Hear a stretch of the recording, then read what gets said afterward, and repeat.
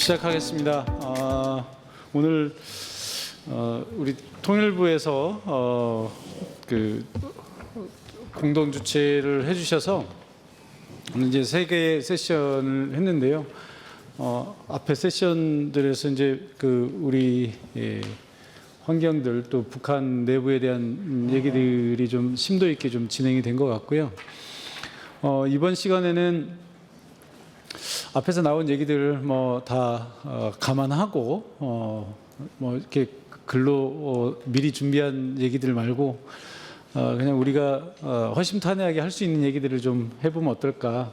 지금 남북관계 뭐 꼭 남북관계라고 얘기할 것도 없이 우리 한반도 문제 뭐 그 북한 생각을 하면 그냥 뭐 답답하다는 생각밖에 없고요. 뭐 차라리 5공화국 때는 뭐라도 하면 뭔가 열리지 않을까 뭐 이런 뭐 다이내믹 할 수 있다라고 하는 생각이라도 했는데 지금은 뭐 갈등이나 뭐 이런 걸 떠나서 뭐가 바뀔 것 같지 않은 그런 답답함이 더 큰 것 같아요. 그래서 아마 여기 이제 우리 옆에 통일부에서 이정주 실장님도 나와 계시지만 아마 장관님을 비롯해서 뭐라도 해보려고 몸부림을 치시는데 그게 참 쉽지 않은 상황이고 밖에서도 기대하는 것도 많고 뭐 그렇겠지만 여기 계신 분들이 뭐 전부 다 남북관계 개선을 위해서 뭔가를 다 해보신 분들이라 한번 글쎄요, 뭐 답이 나올지는 모르겠습니다만 한번 어떤 생각들을 하고 계시는지 오늘 그 정말 허심탄회한 얘기들을 한번 들어보는 자리가 되지 않을까. 꼭 그런 자리가 한번 좀 필요하지 않을까 해서 이 라운드 테이블을 기획을 했습니다. 먼저 우리 맨 끝에서부터 우리 노기덕 대사님은 한반도 평화교섭본부장을 지내셨고요. 또 민정훈 교수는 우리 국립외교원에서 그 미국 쪽을 연구하시는 분이고요. 이정주 실장님은 통일부에서 지금까지 북한 문제를 쭉 다뤄오셨고, 우리 조용근 국장님은 전에 그 국방부의 대북정책국장을 지내셨고요. 우리 9.19 합의 때 중요한 역할을 하셨습니다. 그리고 우리 황주한 교수는 뭐 그동안 북한 핵 문제라든지 또 남북관계에 관해서 우리 학계에서 학문적으로 또 그리고 정책적으로 또 뭐 이렇게 기여한 바가 많기 때문에 이 5분이 모두 다 그 한반도 문제에 있어서는 굉장히 중요한 전문가들이고 또 역할을 많이 하시는 분들이다 이렇게 생각이 듭니다. 그래서 오늘 라운드 테이블은 그냥 정말 편하게 그 편한 얘기들을 좀 해보고 싶다 이렇게 말씀드리겠습니다. 먼저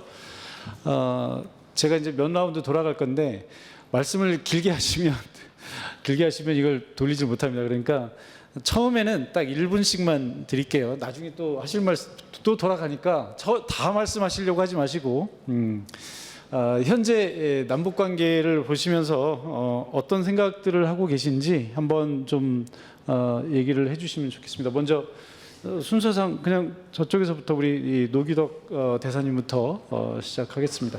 네, 감사합니다. 저는 남북 관계가 뭐 다 아시다시피 우리는 문을 활짝 열고 기다리고 있는데 저쪽은 뭐 문을 완전히 닫아 건 상태이죠. 그래서 누구나 그렇게 생각하는지 모르겠지만 저는 그 북미 간의 어떤 접촉 이런 것들이 그 구멍을 뚫을 수 있는 뭐 바늘구멍 이상이 되겠죠. 그게 뚫린다고 하면 그런 거 아닐까 하면서 저는 최근에 그 미중 정상회담 계기에 나왔던 미국 측의 팩트시트에 미중 정상이 북한 비핵화, 뭐 한반도 비핵화도 아니고 북한 비핵화를 목표로 확인했다는 문구가 들어간 거에 주목을 하고 있습니다. 그게 과연 왜 들어갔을까?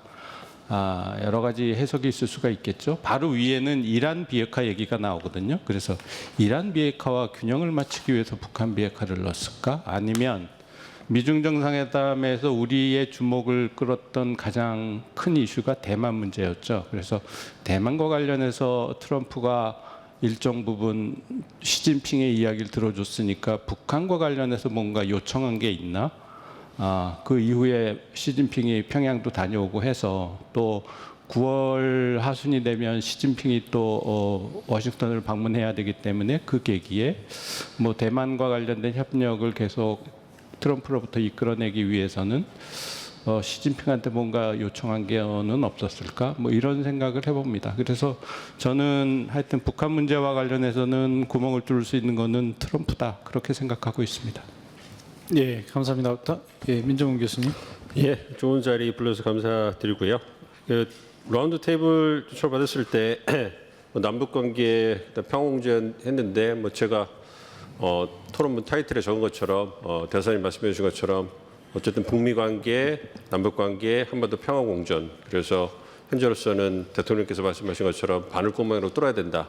근데 그 바늘구멍이 대사님 말씀해 주신 것처럼 트럼프한테 있기 때문에 북미 관계의 개선이 남북 관계의 개선을 좀 견인해 줘야 되고 그걸 통해서 한반도 평화 프로세스를 재가동해야 된다. 뭐 이 부분에 있어가지고 생각을 하고 있습니다. 그렇기 때문에 남북 관계는 이제 긴장 완화의 방점을 찍으면서 북미 관계의 정상 외교의 활성화를 우리가 도모해야 된다 생각을 하고 있고요. 그래서 저도 짧은 글을 안에 보고서를 준비를 하고 있는데 그래서 이것저것 쳐다보다 보니까 일기 행정부 때 트럼프 모델 뭐 이런 거 썼던 게 기억이 나더라고요. 그래서 포괄적 합의하고 단계적 접근, 미국과 북한의 입장을 조율한 그런 부분이 있었는데 아직 구체적이진 않습니다만 트럼프 모델 2.0을 통해 가지고 그 부분에서 보다 북한 쪽에 북한 핵이 고도화됐기 때문에 그 부분을 좀 고려한 그리고 이번 이란 전쟁을 통해서 가장 관심 있게 본 거는 어쨌든 여전히 미국은 포괄적 합의, 그랜드 바긴을 갖다 원했는데 이란은 단계적 접근을 원했는데 그 부분에 있어서 수용이 됐어요. 그렇기 때문에 트럼프 행정부가 북한 문제에 있어서도 이란 핵처럼 단계적 접근에 수용할 그럴 가능성이 높아졌다고 생각을 하고 있기 때문에 이 부분을 어떻게 우리가 잘 만들어서 페이스메이커로서 미국에게 전달하고 그래서 그걸 통해서 김정은이 어떤 대화의 장으로 나올 수 있는 구체적인 조건을 만들 수 있을까?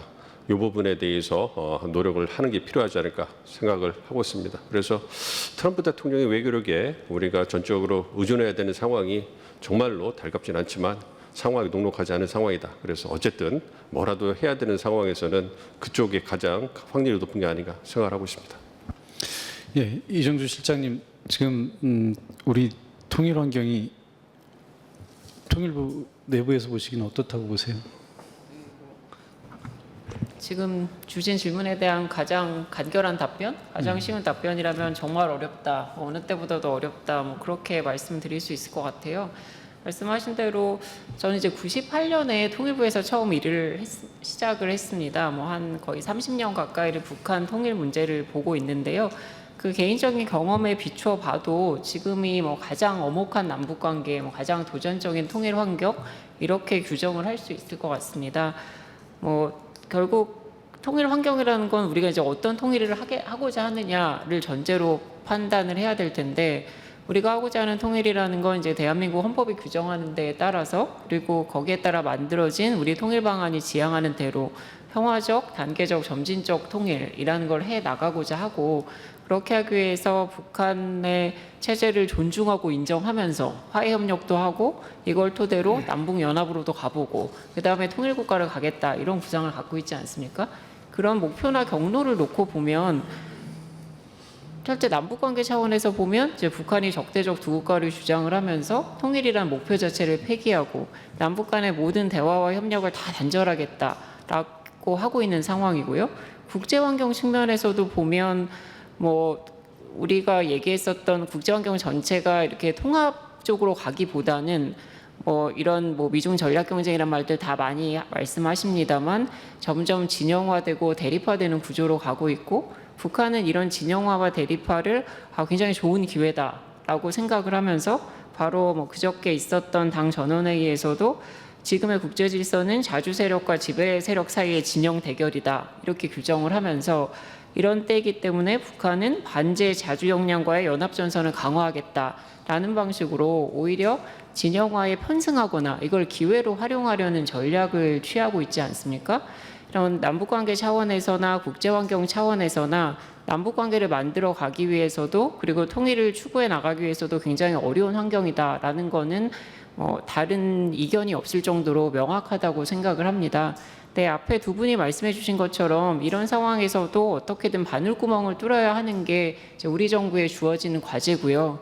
그럼 바늘구멍을 어떻게 뚫을 것인가와 관련해서 앞에 두 분은 이제 미국을 중심으로 생각해 봐야 된다. 먼저 트럼프가 가장 중요하다라는 말씀을 주셨습니다. 피스메이커, 페이스메이커라는 구도 이런 게 그냥 현실적인 방안이다라는 데 대해서도 저도 분명히 동의를 하는데요. 그렇게 가기 위해서는 한반도 평화공존이라는 여건을 만드는데 우리가 좀 더 책임 있는 자세 그리고 주도적인 자세를 갖는 것도 또한 필요하다는 생각을 합니다. 앞에 말씀드린 것처럼 남북관계가 이렇게 엄혹하고 통일환경이 이렇게 도전적이 되면서 사실 남북한이 다시 화해협력을 하겠다, 대화협력을 하겠다라는 말도 굉장히 비현실적인 것처럼 보이는 그런 상황이 있습니다. 저는 이런 게 그 화해 협력에 대한 남북 간 신뢰의 위기, 불신의 어떤 한복판 이런 거라고 생각을 하거든요. 다시 화해 협력이 시작되도록 하기 위해서는 평화 공존에 대한 신뢰, 믿음, 기대 이런 걸 남북이 다시 회복하는 게 굉장히 중요하다고 생각을 하고요. 그 미국이 북미 대화의 어떤 첫 걸음을 만들어 주도록 하기 위해서 우리 정부가 외교적으로 노력해야 되는 측면 하나와 함께 남북한 간의 평화 공존에 대한 신뢰를 회복하기 위한 노력 이 두 가지가 반드시 같이 가야 된다 이런 말씀을 좀 드리고 싶습니다. 네, 우리 조영국 국장님 그 옛날에 9.19 하실 때 생각나실 텐데 지금 환경과 그때 환경 비교해 보시면 어떤 생각이 드세요? 네, 일단은 제가 미중 정상회담 이후에 그 지금 이제 시장님 말씀하셨던 진영화를 깨기 위해서는 트럼프 대통령이 시진핑 주석보다 먼저 가야 된다고 주장했었는데 사실상 시진핑 주석이 가서 이제 비핵화 얘기를 꺼내지 않으면서 이 북한이 진영화의 방점을 찍어버린 게 아닌가라는 생각이 들어서 과연 북미 정상회담이 열린다고 하더라도 대북 제재를 해제해 준다고 하더라도 북한이 과연 어떤 이익을 얻을 것이냐 이게 2018년도하고 완전히 달라졌다라는 얘기를 합니다. 그러니까 제가 2018년도에 9.1 군사합의를 맺었고 그 당시에 북미 정상회담이 일어날 수 있었던 건 우리도 마찬가지고 어느 나라건 간에 전략적 환경이 중요하다. 당시 북한이 전략적 환경이 나올 수뿐이 없는 상황이었기 때문에 2017년도에 뭐 코피 작전 막 누구 핵단 추가 크니 막 이러다가 11월에 핵무력 완성 선언을 하고 나왔는데 지금은 북한이 가만히 앉아 있어도 자기네들이 경제 성장을 이룰 수 있는 단계에 와 있기 때문에 다시 북한을 끌어들이기는 너무 어렵다. 그래서 이제 제가 생각하는 건 지금 두 가지를 이제 저는 이제 군인으로서 북한군을 가장 많이 만나봤던 사람으로서 남북 군사 관계는 기존과는 완전히 달라졌다. 2000년대 이후에 남북 군사 관계는 어떤 거였냐면 사실 북한의 철천지 원수는 미국이었습니다. 그렇기 때문에 이게 DMZ에서 무력 충돌이 발생이 되면 도발 때문에 군사적 긴장이 엄청나게 올라갔지만 협상으로 이어지고 그다음에 긴장 완화의 패턴을 보였는데 이제는 적대국으로 얘네가 우리를 본다면 어느 나라든 적대 국가에 있는 나라는 무발적 무력 충돌이 국지전으로 가서 확전됩니다. 이것이 가장 저로서는 위험스럽다. 거기에 지금 북한이 배치하고 있는 전방에 600mm 방사포, 전술핵을 실을 수 있다고 하는 그 방사포, 드론, 그다음에 155mm 자주포, 집속탄 이게 전형적인 이란이 보여줬던 석고쏘기의 근간을 따라가고 있는 것도 매우 우려스럽다. 근데 이란이 서방 그 이스라엘이나 이쪽을 공격할 때는 2,000km가 떨어져 있어서 굉장히 단발적인 석고쏘기였는데 한반도는 지금 중심이 서울까지 40-50km뿐이 안 되기 때문에 이 적대성 강화를 어떻게 떨어뜨릴 거냐. 이것이 사실상 너무 어려운 것이고 저는 그래서 지금 주장하는 게 저도 써놨지만 우리의 국력과 외교력이 어마어마하기 때문에 북미 관계도 중요하지만 이제는 신북방 정책을 해야 한다. 지금 진영화되고 있는 이 북한을 끌어내려면 이제는 어제도 언론에 그 전원회의에서 김정은 위원장이 제일 적대적 두 국가가 너무 옳았다 이렇게 얘기를 하고 있는 상황에서 남쪽에서 북한으로 가기는 어려울 거다. 그럼 어떻게 할 거냐? 중국과 러시아를 통해서 우리가 노태우 정부 때 북방 정책을 통해 갖고 굉장히 획기적인 개선을 해서 우리한테 뚫렸듯이 이제 북한이 경제 협력과 군사 협력을 러시아하고 중국을 하겠다는 것인데 그 부분을 우리가 좀 공략해야 되지 않겠냐. 러시아가 지금은 북한이 필요하겠는데 러우 전쟁이 끝났을 때 러시아는 분명히 한국과 북한이 둘 다 필요하는데 북한이 제공해 줄 수 있는 건 노동력뿐이 없는 상태고 우리는 어마어마한 경제력이 있기 때문에 러시아와 중국을 통해서 북한을 그러니까 좀 이렇게 열게 우리 쪽으로 열도록 하는 것에 지금의 포인트는 저는 중국과 러시아이기 때문에 신북방 정책을 해야 한다. 왜냐? 우리가 외교력과 국력이 어마어마한 나라인데 왜 우리가 자꾸 이렇게 자주적이지 못한가? 벌써 그리고 마지막으로 하나 더 드리고 싶은 말씀이 비핵화 3단계 남북한 한반도 평화공존을 얘기한 지가 정부 취임 후에 1년 동안 됐기 때문에 이제는 실질적인 조치를 내야 한다고 생각합니다. 제가 9.19 군사합의를 아까 만들었다고 말씀하셨는데 9.19 군사합의를 정부에 들어와서 복원하겠다고 얘기한 지가 1년이 넘었습니다. 아무런 조치가 취해지지 않으면서 우리가 정말 북한한테 대북 메시지를 내고 있는가 그리고 실제 우리가 조치를 해나가는가에 대한 것도 돌이켜봐야 한다라는 말씀을 드리겠습니다. 이상입니다. 예, 그 9.19 합의 당시와 비교해 봤을 때 뭐 여러 가지 소외들이 있으실 것 같은데 이제 지금은 중국과 러시아를 중심으로 좀 돌파구를 열어야 되지 않겠느냐라고 이제 말씀하신 것은 앞에서 두 분 말씀하신 미국 쪽 트럼프 대통령을 얘기하신 것과 약간 좀 결이 다르긴 한데 물론 상충된다고 보지는 않습니다만 약간 이제 또 다른 의견을 주신 것 같고요. 우리 황 교수님은 북한 전문가시고 또 북핵 전문가시니까 북한의 적대적 이국가론 조금 더 분석적으로 얘기하면 그냥 우리 일반인들한테 그냥 뭐 야, 북한이 그냥 두 국가래 뭐 이런 거 말고 전문가적인 식견으로 적대적 두 국가론 북한이 구체적으로 핵심적으로 아주 딱 콕 집어서 말하신다면 뭘 노린 거라고 생각하세요? 네, 이렇게 좋은 자리에 초대해 주셔서 감사드립니다. 회장님께서 짧게 그 첫 모두 발언을 하라고 하셔가지고 어떤 이야기를 할까 고민을 하다가 제가 생각했던 게 있는데 바로 그 질문을 우리 사회자님인 회장님께서 질문을 해주신 것 같습니다. 예. 그 북한의 최근에 이렇게 대남 정책의 모습을 보면 적대적 두 국가 관계가 한 2년 정도 넘었죠. 그리고 최근에 이제 헌법을 개정하면서 영토 조항을 포함한 그런 부분들이 있는데 그런 좀 맥락을 조금 살펴볼 필요가 있다고 생각을 합니다. 그 회장님께서 말씀하신 것처럼 그것이 어떤 백그라운드를 가지고 있는 것인가라고 하는 부분인데요. 사실 북한이 수십 년 동안 미국의 대북 적대시 정책을 엄청 비판을 했는데 그리고 그로 인한 미국의 이중 기준 그런 것들을 엄청 비판했는데 북한이 남한에 대해서 대남 적대시 정책을 취한다라고 하면 그것 역시 사실 조금이 아니고 상당히 많이 모순적이라는 생각이 들죠. 그래서 이제 북한이 어떤 의미에서 그런 부분들을 이야기하는지를 좀 고민해 볼 필요가 있을 것 같습니다. 오늘 패널 제목이 이제 한반도 평화 공존을 위한 새로운 남북 관계 구상인데 남북 관계라고 하는 게 지금 현재 시점에서 볼 때 우리가 기존에 추진하던 남북 관계가 있고 북한이 생각하는 남북 관계가 있고 북한의 새로운 남북 관계에 대해서 우리가 대응해야 되는 남북 관계가 있는 것 같습니다.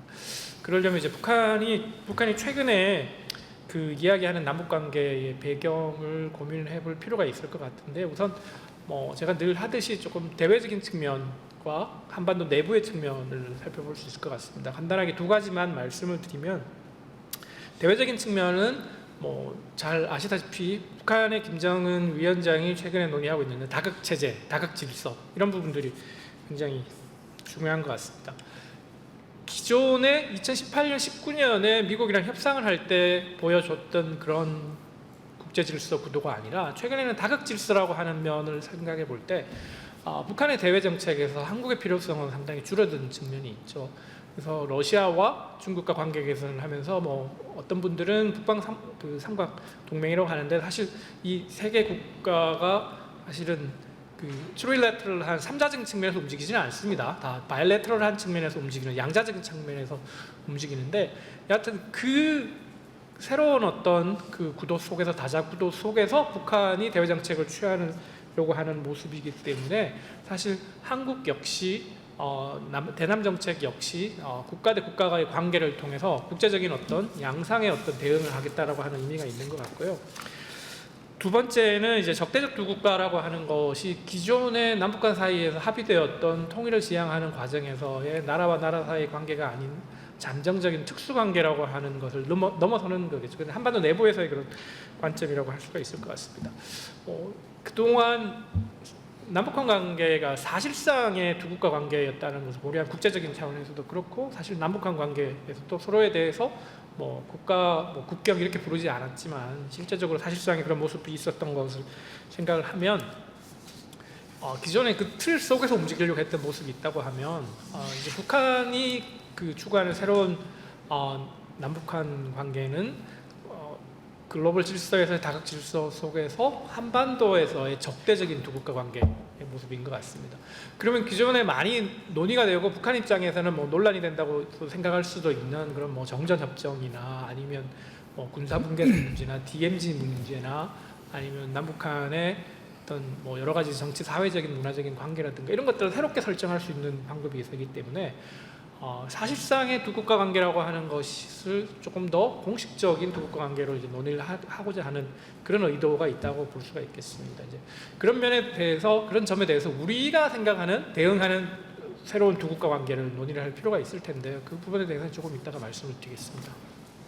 예, 감사합니다. 이게 그 두 국가론이 이 적대적 두 국가론이라고 하는 이제 표현 앞에 수식어가 붙어 있는데 적대적이라고 하는 수식어가 붙어 있는데 과연 여기서 적대라고 하는 게 뭘 의미하는 것인가도 저는 굉장히 궁금해요. 그래서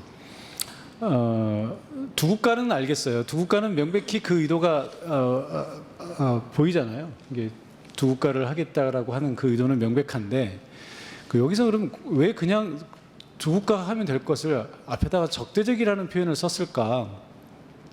우리 이 통일부 이정주 실장님이 한번 좀.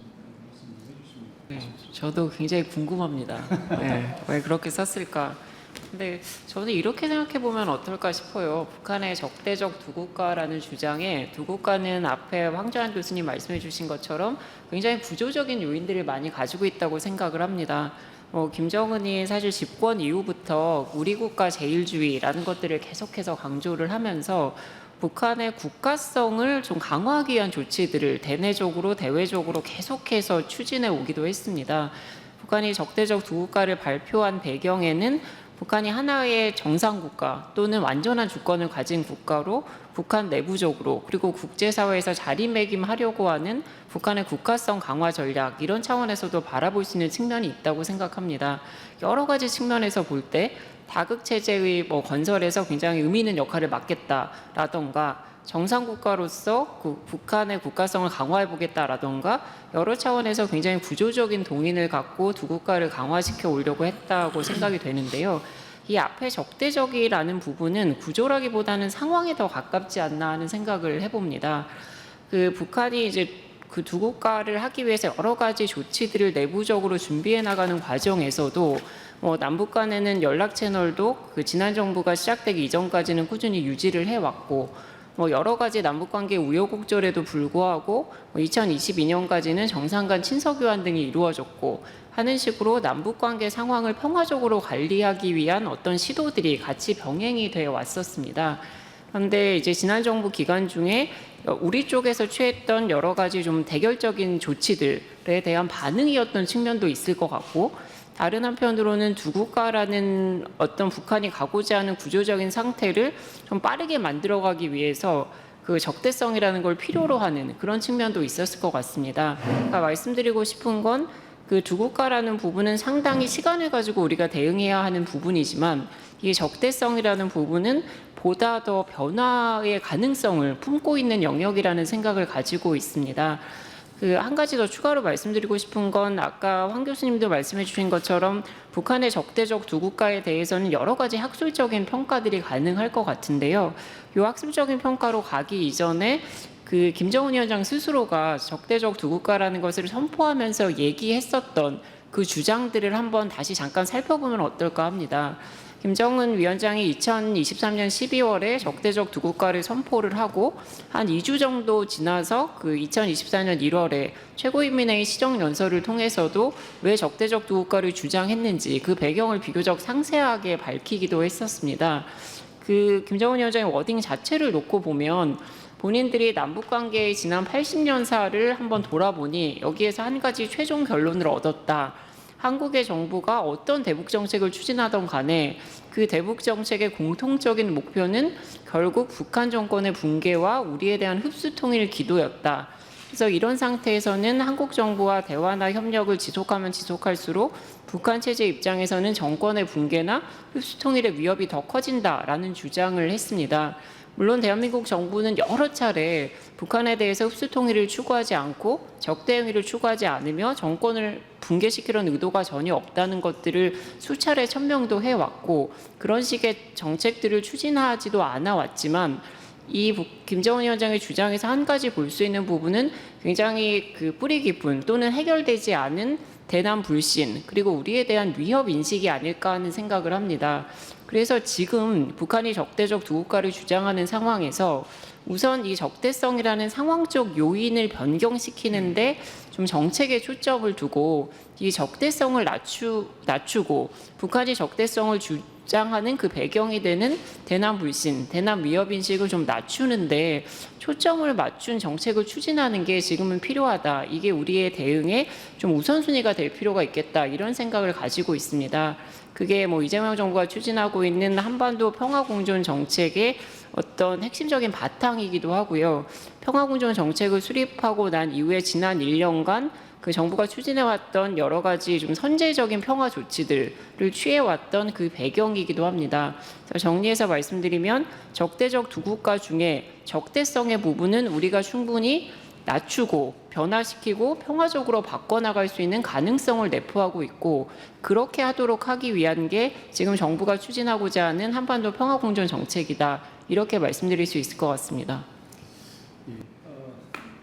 예, 저도 제가 생각했던 거랑 좀 비슷한 말씀을 해주신 것 같은데 우리 이 노기덕 대사님 이 적대성에 대해서 노 대사님은 어떤 생각을 갖고 계신지 네. 궁금한데 이제 저는 지금 이제 그 아까 저 앞에 황주한 교수님과 또 이정주 실장님 얘기하시는 것에 어느 정도 이제 일맥상통하는 바가 있고요. 이 네. 적대성이라고 하는 것이 어찌 보면 변화 가능성이 좀 있는 부분이다 이렇게 이해할 수 있을 것 같은데 노 대사님께서는 이 부분을 북한의 의도나 이런 것들을 어떻게 생각하시는지 좀 말씀해 주시면 좋을 것 같습니다. 네, 저는 이 적대적이라는 표현이 앞에 붙은 이유를 그 문재인 정부 때 2018년, 19년 그때 뭐 교류가 많이 있었지 않습니까?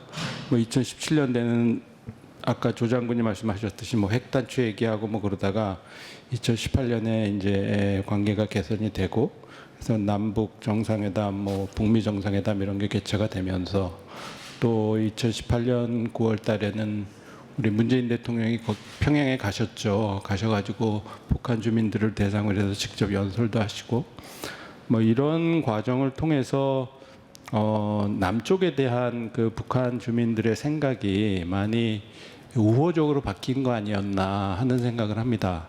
그래서 2023년 12월에 적대적 두 국가를 처음 선포하기 이전을 보면 그 2020년도에 북한이 반동사상 문화 배격법이라는 거를 제정을 합니다. 그래서 남한의 뭐 영화라든지 뭐 도서라든지 녹화물이라든지 이런 걸 유포하고 뭐 시청할 경우에 상당히 엄한 그런 처벌을 하는 그런 법을 채택을 하고요.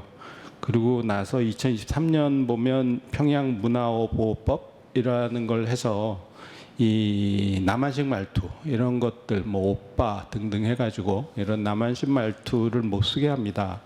그래서 저는 아까 이정주 실장님 말씀하셨던 또 우리 그 회장님 말씀하신 그런 부분들도 있고 저는 보다 더 표면적인 그러니까 주민들로 하여금 남한은 적이다. 남한이 우리와 같은 민족으로서 우리와 같이 더불어 살아갈 대상이라고 생각하지 말아라 하는 거를 강조하고 강요하는 차원에서 적대적이라는 세 글자를 앞에 붙이지 않았나 그런 생각을 해봅니다.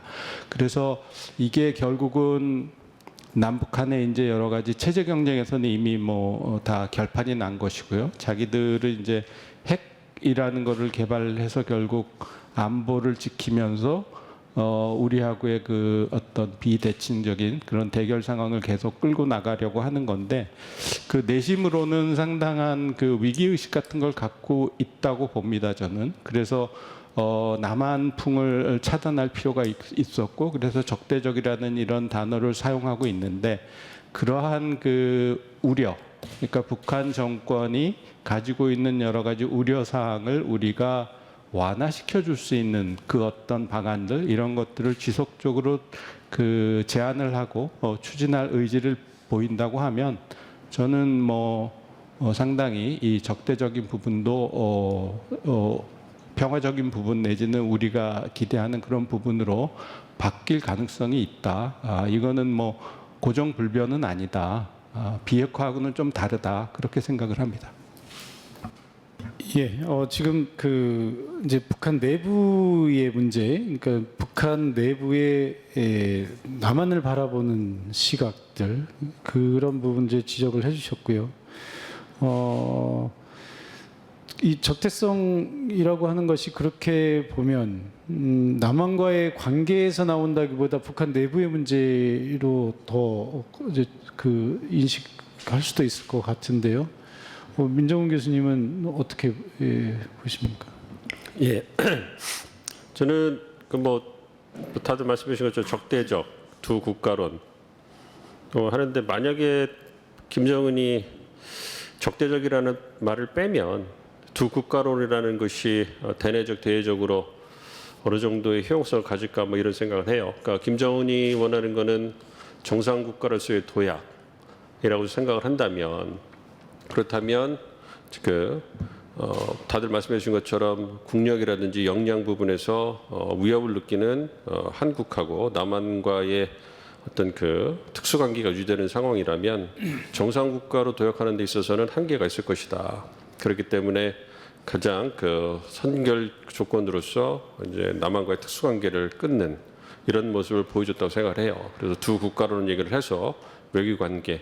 그래서 사실상 뭐 우리가 유엔에도 이제 그 각자 이제 그 가입한 것처럼 국제적으로 봤을 때는 뭐 두 개의 국가로서 인정을 받지만 한반도 내에서는 하나의 특수관계를 가진 그런 두 개의 시스템이었는데 그것에 있어서 뭐 제도적인 분리를 하려고 하는 거다 생각을 하고 있습니다. 그리고 적대적인이란 말을 굳이 붙인 이유는 그걸 붙이지 않으면 대내적으로 봤을 때 두 국가를 만드는 것에 대한 어떤 그 논리적인 설득력이 떨어졌을 거라고 생각을 해요. 북한 주민들에게 적대적이지 않은데 왜 그 두 국가가 돼야 되고 뭐 이런 부분이 아니었나 좀 생각을 하고 있습니다. 그래서 말씀해 주신 것처럼 대남 불신이라든지 위협 인식이 다 있기 때문에 적대적이라는 말을 통해서 자신이 원하는 정상 국가로서의 도약을 하기 위한 그런 정치적 외교적인 포석이 아닌가 생각은 하고 있습니다만 어쨌든 우리 입장에서는 이게 적대적 두 국가를 하지만 이게 적대적이라는 게 형용사잖아요. 그거는 어떤 상황 그리고 말씀해 주신 것처럼 상황의 논리라면 이게 이제 중립적으로 된다던가 우호적으로 갈 수 있는 거는 상황의 변화에 따라서 충분히 가능하다 좀 생각을 하고 있습니다. 그래서 말씀해 주신 것처럼 어쨌든 우리 정부에서 한반도 평화공존을 추구하고 있기 때문에 그런 부분에서 북한이 나중에 돌아올 수 있는 공간은 계속 만들어줘야 된다. 우리 한국 내에서도 이 두 국가론을 어떻게 해석을 하고 어떻게 우리가 받아들여 가지고 뭐 일각에서는 평화적 두 국가론으로 가야 되는 거 아니냐 이런 얘기도 하고 있습니다만 뭐 제가 개인적으로 생각했을 때는 아직까지는 희망이 바늘구멍에 남아 있다면 여전히 이제 우리가 내부 논의는 거치더라도 대외적으로는 특수관계를 유지하는 모습을 보여줘야 된다. 그리고 나서 이제 말씀드린 것처럼 북미 관계의 개선을 통해서 남북관계 개선을 견인할 수 있다면 그렇다면 그때까지는 지속을 해줘야 된다. 적대적인 관계라고 그래서 협력이 불가능한 것은 아니라고 생각을 합니다. 그러니까 미국과 이란하고 지금 적성국 전쟁을 벌인 두 국가도 협상을 통해 가지고 협력의 모멘텀을 찾고 있거든요.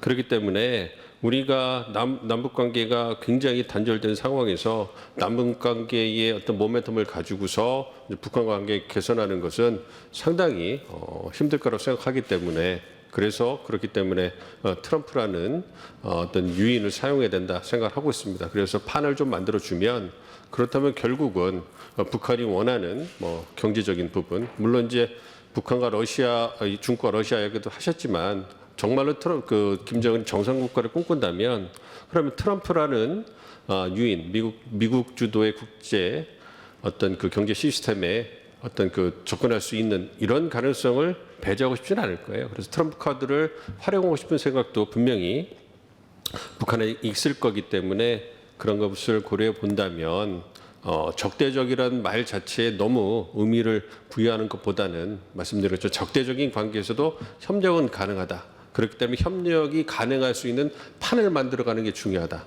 그래서 남북관계에 있어서는 지금 우리 정부가 얘기한 것처럼 계속적으로 평화공존의 메시지를 내세우면서 이제 북한을 자연스럽게 움직일 수 있는 그러니까 너무 체면에 있어서 깎이지 않게 움직일 수 있는 공간을 만들어줘야 된다. 그거는 굉장히 언론 플레이를 잘하고 어떤 말을 잘 바꾸는 트럼프를 활용해서 공간을 좀 마련해 주는 것이 필요하지 않을까 좀 생각을 하고 있습니다. 그렇기 때문에 너무 적대적이라는 말에 우리가 의미를 부여하기보다는 형용사니까 언제든지 바뀔 수 있다라는 좀 희망을 갖고 움직였으면 합니다. 예, 조영구 장군님 지금 적대적이란 말을 한 세 가지로 이렇게 좀 분석을 해보니까 하나는 아까 노 대사님 말씀하시기를 북한 내부의 일종의 한류 이런 것들에 대한 경계심에서 이제 적대적이라는 용어를 썼다라는 그런 분석도 있으셨고요.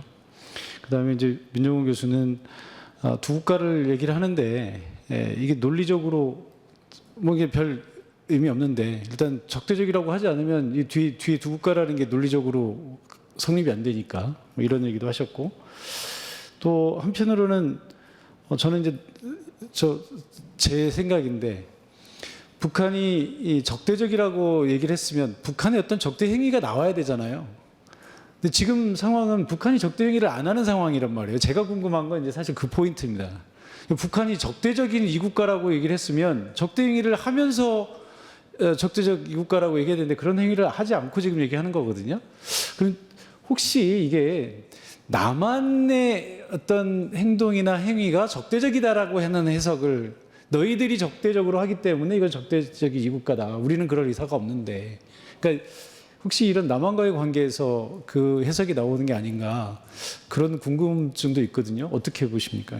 일단은 이 적대적 두 국가에서 일단 크게 보면 그러면 그 전에 적은 누구였는가가 저는 계속 중요하다고 생각하는데 그럼 그 전에 적은 분명히 미국이었습니다. 그래서 ICBM을 쏴도 핵에 대해서 엄청나게 공포를 미국한테 줬는데 지금은 굉장히 뭐 미국에 대한 얘기는 하지만 사실상 트럼프 대통령에 대한 얘기는 하지 않습니다. 그래서 사실 지금 민 교수님 말씀하신 거에 100% 동의합니다. 그러니까 미국이 필요 없다는 얘기가 아니고 미국이 이제는 여기를 끌어내려면 2019년도에 했던 비용보다 어마어마한 비용을 줘야 나올 수 있다는 얘기를 드리는 거고 그 당시에는 저는 달러 경제에 북한이 못 들어오면 안 된다고 생각했는데 이제는 위안화 경제에 있어도 어느 정도로 먹고 살 수 있겠다라는 생각을 하고 있는 북한을 어떻게 끌어낼까에 대한 것이 고민이 크다는 거고, 지금 이제 정 교수님, 회장님 말씀하신 거에 저는 100% 공감해서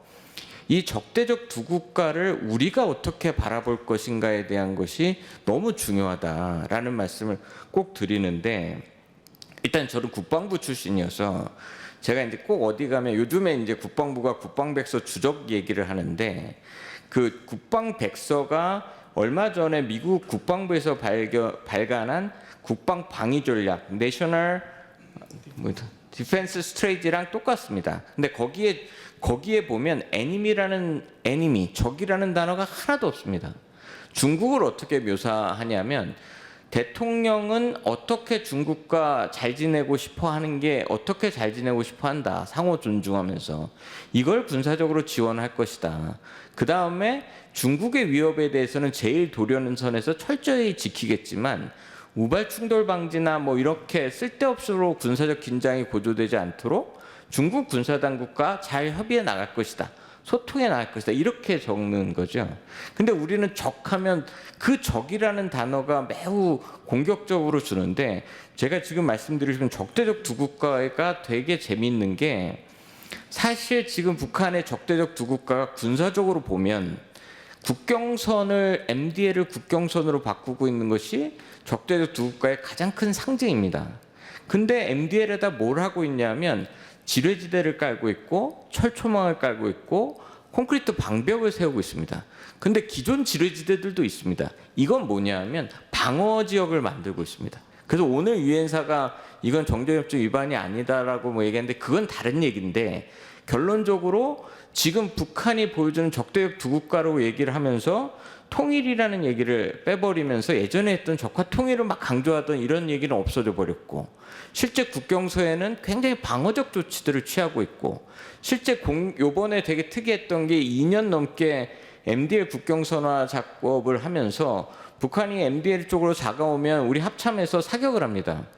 그게 작년에만 17번을 했다는데 북한이 일체 대응하지 않았습니다. 통상 총이 날아가면 총으로 대응하는 건데, 그러니까 거기서 분쟁을 일으키고 싶어하는 생각이 없는 상황. 그 다음에 계속 자기네들 핵은 억제력이다. 그러니까 실제 북한 안쪽 내부 쪽에서는 굉장히 적대성이 강한 발언을 하고 뭐 이렇게 얘기하지만, 실제 우발적 충돌이 발생하는 곳은 굉장히 방어적 조치를 취하고 있다. 그래서 이 부분에 대한 것을 우리가 좀 활용해야 한다라고 저는 생각합니다. 지금 굉장히 뭐 어떤 언론들에서는 뭐 거의 몇 미터까지 내려와서 곧 공격할 것처럼 막 얘기하고 있는 이것에 대한 것을 좀 잘 우리가 잡아야 된다. 저는 북한이 굉장히 빠른 시간 내에 나오지 않을 거라고 생각하기 때문에 이러한 두 국가, 그러니까 북한이 실제 적대적 조치를 하지 않는 이 두 국가 선에서 우리가 원하는 남북관계의 그런 것을 우리가 좀 지금은 실제적인 조치로 만들어가야 된다. 그러니까 정말 평화 공존이 만약에 북한이 안 나고 20년이라는 세월이 지났을 때 우리가 바라는 남북관계가 뭐냐면, 그것에 대한 아까 지금 민 교수님 공간 말씀하셨는데 그 공간을 우리 스스로가 지금 만들어야 된다. 그래서 제가 사실 국방부 출신이기 때문에 사실 MDL로 국경선이 만들어지면 뒤에 북쪽에 2km의 완충구역은 없어집니다. 이게 정전협정 위반이 아니라고 얘기하는 유엔사도 상당히 이상한데, 근데 우리 군의 입장에서는 어떤 문제가 생기냐면, 여태까지 전방지역은 북한의 2km의 완충구역을 구상하고 모든 대응작전을 만들어 왔는데, 그러면 이거를 어떻게 우리 군이 바라볼 거냐, 이 선을 북한이 내일 모레 침투하는 침투선으로 바라볼 건지 아니면 방어선으로 바라볼 건지, 이거에 따라 군이 움직이는 공격작전이나 방어작전의 의미도 달라집니다. 그래서 이것에 대한 것을 좀 적극적으로 지금 이 방어지대를 만들까, 사실은 적대적 두 국가의 상징적인 접경선을 만들고 있지만 지금 회장님 말씀하신 것처럼 안으로 들여다보면 굉장히 방어적 조치들을 취하고 있다. 그러니까 남북과 분쟁이 일어나고 무력 충돌이 일어나기보다는 사실상 거기서 그러한 것들을 자기네들이 우리랑 접촉 안 하려고 하는 거라고 생각합니다. 그래서 제가 9.1 군사합의 복원을 빨리 얘기했던 것이, 북한이 나오겠습니까? 나오지 않을 거라고 생각하는 겁니다. 근데 우리의 평화적 조치들을 자꾸 깔아놔야 거기에 이제 북한이 나오는 저런 방어적 조치들을 우리가 쓸 수 있는 명분들이 생기는 거죠. 왜냐하면 지금 MDL 북경선 문제에서 국방부가 얘기하는 것이 안정적으로 관리하고 있다는 거하고 MDL 침범하면 단호히 대응하겠다는 것이 현재 국방부 입장인데 이렇게 가서는 안 된다. 우리가 저것을 어떻게 바라보고 말씀하셨던 대로 전략적 공간을 어떻게 창출할 것인가는 지금 우리가 해야 될 몫이다. 그래서 그 부분을 빨리빨리 만들어서 우리가 원하는 환경을 조성해야 된다고 생각하는 것이고 지금 아까 황 교수님 말씀하시는 것처럼 중국과 북한과 러시아가 연합훈련을 하지 않습니다. 절대 같이 만들어서 훈련하지 않는 이런 부분. 그 다음에 한반도 비핵화 얘기를 안 했대지만 중국이 포기하기 어려울 겁니다. 이런 틈새들이 지금은 많다. 그래서 이 중국과 러시아를 들어가서 우리가 원하는 전략적 공간들을 만들어야 된다는 말씀을 드리는 겁니다. 이상입니다. 예, 제가 이 적대적 두 국가에 대해서 이제 좀 질문을 자꾸 드리는 이유가 우린 적대적 두 국가 북한이 얘기했다고 거기에 자꾸 이제 얘기를 하는데 정말로 그 의미가 무엇인지에 대해서 정말 우리 사회에 합의된 해석이 없는 것 같아요. 그러니까 이 국가는 다들 이해하시잖아요, 무슨 말인지. 근데 뭐 제가 옳다는 게 아니라 제가 기회 드릴게요. 제가 옳다는 게 아니라 저는 그게 궁금했어요. 그러니까 이제 이 적대적 두 국가가 두 단어로 돼 있는데 이 국가는 너무 확실해요. 그러니까 이제 더 이상 통일론이나 이런 걸 해가지고 가지 않고 체제를 지키는데 몰두하겠다. 이거는 어떻게 보면 영어로 얘기하면 굉장히 액티브한, 그러니까 기존의 입장에서 액티브한 전환이라고 보는데 앞에 있는 적대적이라고 하는 것은 북한이 이 적대적을 지금 굉장히 추구해서 내가 이 적대적으로 만들 거야. 한반도 긴장 상황 만들고 해서 긴장 조성해서 내가 뭔가를 얻을 거야. 이게 아니라 지금 뭐 남한과의 관계나 주변의 환경들 때문에 내가 이걸 적대적이라고 표현하지 않으면 안 돼. 지금 상황은. 이런 굉장히 좀 패시브한 워딩이 아닌가 그런 생각을 했거든요. 우리 황 교수님 뭐 지금 나왔던 얘기들을 다 종합해서 지금 이제 특히 이제 우리 조 장군님 얘기하셨던 북한의 저도 굉장히 공감하거든요. 뭐 국경선 화하고 있는 것들이 어젠가 국힘의 이제 유영원 의원이 그런 얘기를 하셨어요. 그러니까 이제 이건 좀 다른 얘기인데 안규백 장관을 뭐 탄핵에 관한 얘기를 하면서 어디 인터뷰를 제가 기사를 본 것 같은데 북한이 저렇게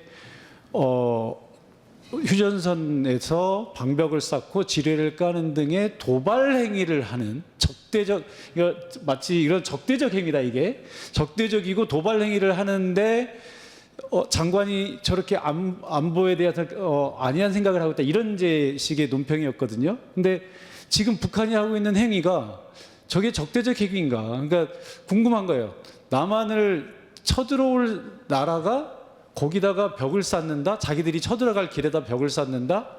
라고 하는 것이 해석할 수 있는 이제 그런 것까지 좀 포함해서 좀 말씀해 주시면 좋을 것 같아요. 그 회장님께서 질문을 더 주셨는데요.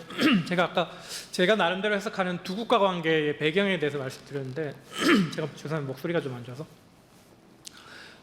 적대적인 것을 의미를 생각해 보면 사실 뭐 북한이 적대적이지 않았던 적은 없죠. 대남 정책이나 대비 정책이 적대적이 않았던 적은 없는데요. 제가 뭐 작년에 그 책을 한 권 썼는데 그 북한은 왜 미국과 싸우는가 뭐 이런 제목의 책입니다. 북한은 왜 미국과 싸우는가? 미국이 북한에 적대적이기 때문에 미국의 대북 적대시 정책 때문에 북한은 미국과 싸운다. 이렇게 뭐 직접적인 답을 하면 북한 생각은 그런 생각인 것 같아요.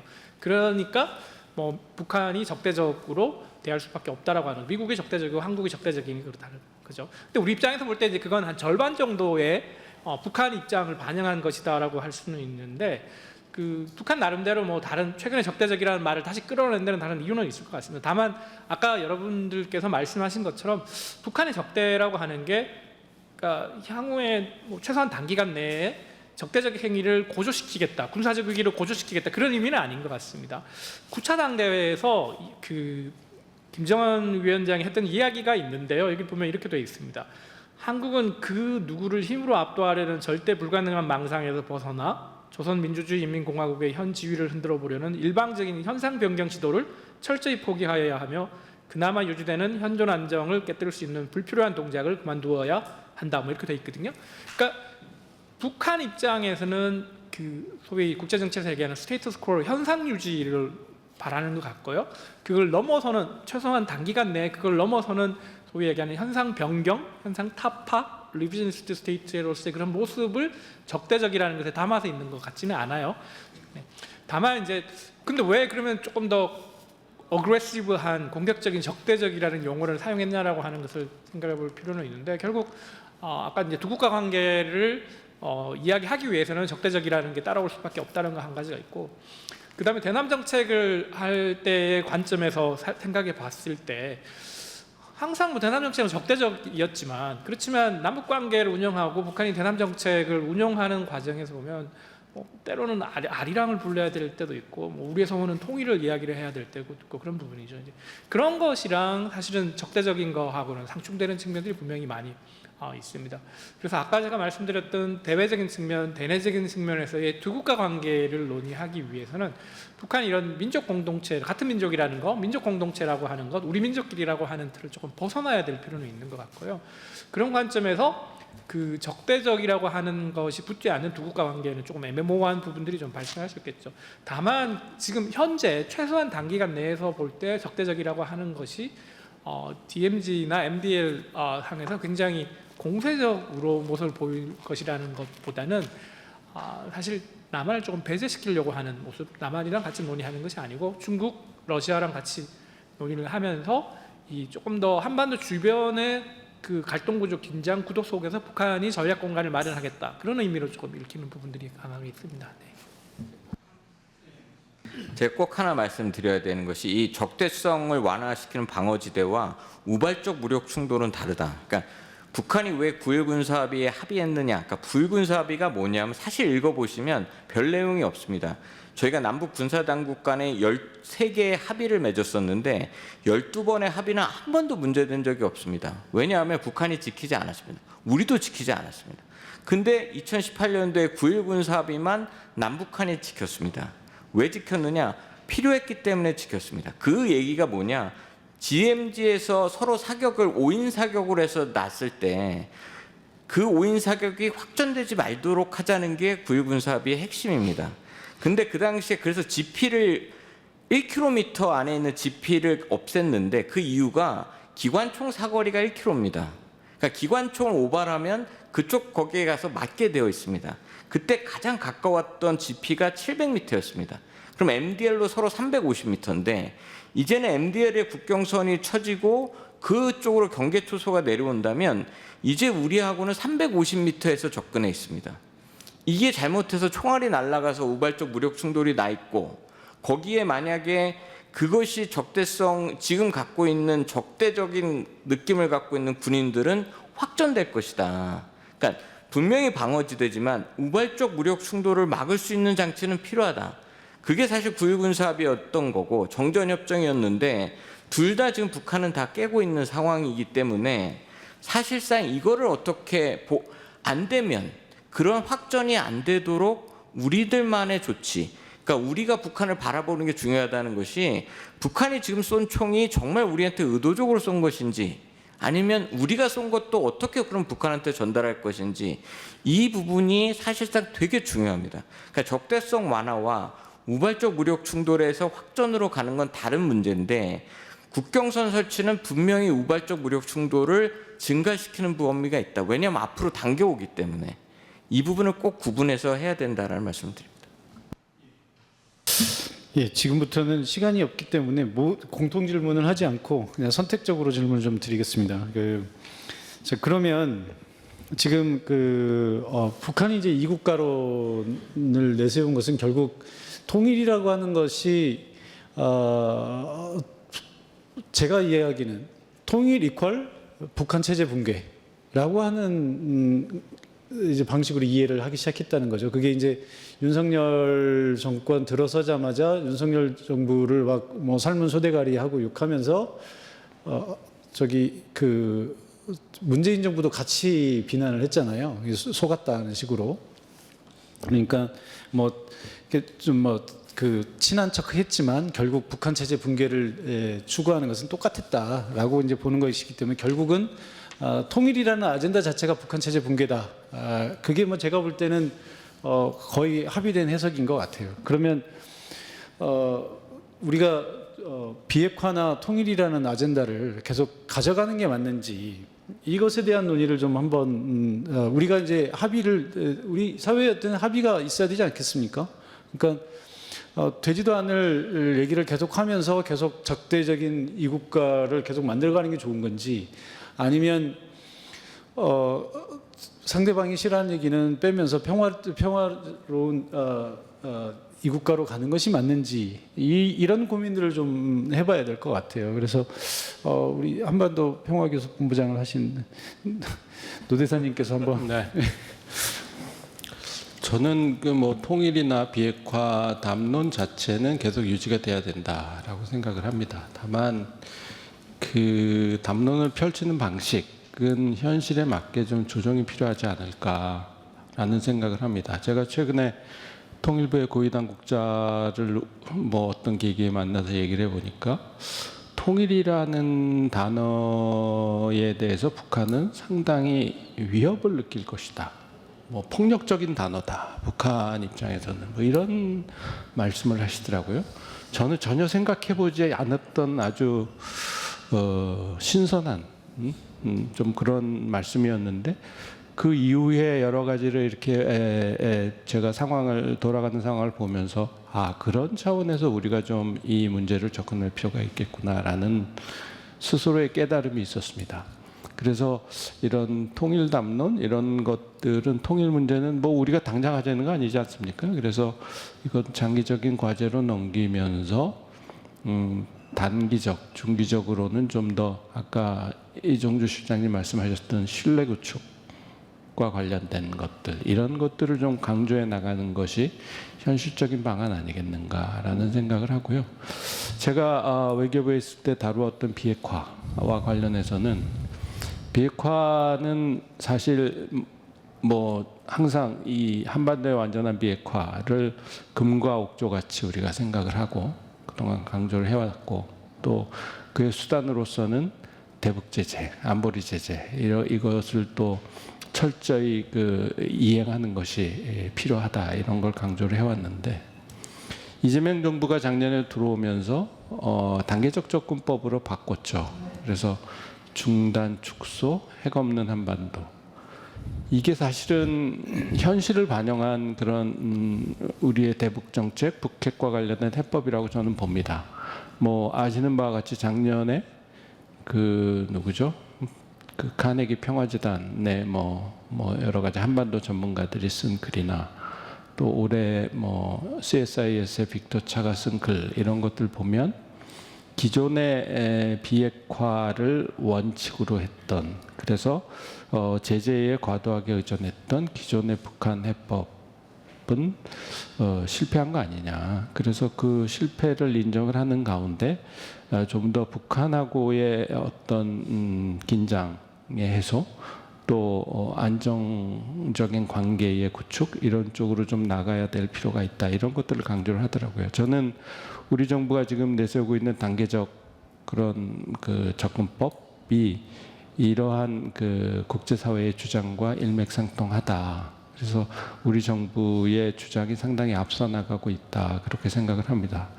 그러면 제재를 그러면 우리가 어떻게 할 것이냐. 제재는 사실은 제재만 갖고 우리가 비핵화를 이룰 수는 없는 것은 뭐 너무나 당연한 이야기고요. 결국 이게 이제 북한을 대화 협상 테이블로 끌어내기 위한 수단으로서 유용성에 있는 것인데 지금 제재 문제를 이렇게 우리가 좀 후순위로 이렇게 좀 아니면 완화할 수 있는 것 같이 이렇게 이야기하는 것이 맞느냐? 저는 맞다고 생각을 합니다. 왜냐하면 그동안은 뭐 이 제재는 철저하게 이행돼야 된다라고 이야기를 해왔지만 현실을 바라다 보면 중국, 러시아에 의해서 이미 대북 제재는 상당한 구멍이 뚫리고 있고 그것을 믿고 지금 김정은은 저런 여러 가지 자기들의 대남 정책 대미 정책 이런 것들을 펼치고 있는 상황이라고 보거든요. 그래서 그런 현실을 우리가 어느 정도는 인정을 하는 가운데 이런 대북 접근법을 세워야 되는 거 아니겠는가 그런 생각을 합니다. 그래서 뭐 그렇다고 해서 당장 우리가 뭐 아무런 성과도 없는데 이 대북 제재를 어떻게 뭐 할 수 있는 건 아니지 않습니까? 그리고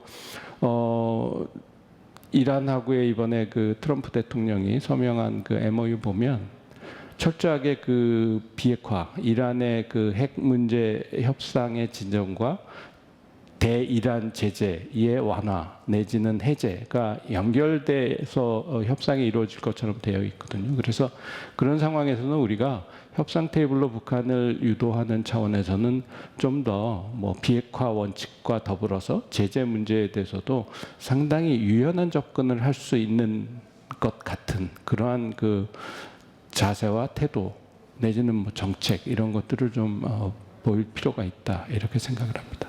이상입니다. 예.